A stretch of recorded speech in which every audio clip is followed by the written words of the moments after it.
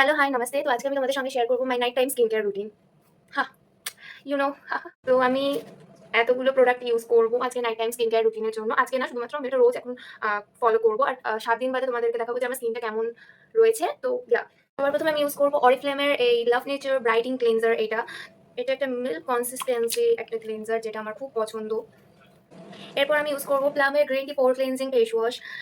এটার গন্ধটা বেস্ট। মশা, ধ্যাৎ।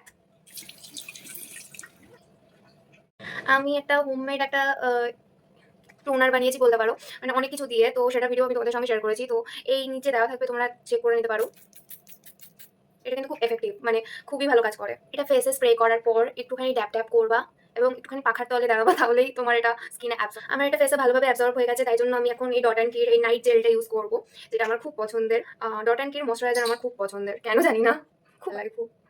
এটা গন্ধটাও খুবই সুন্দর। এটা একটা কুলিং এফেক্ট দেয় ফেসে অ্যাপ্লাই করার সময়, যেটা খুবই ভালো। তো হ্যাঁ,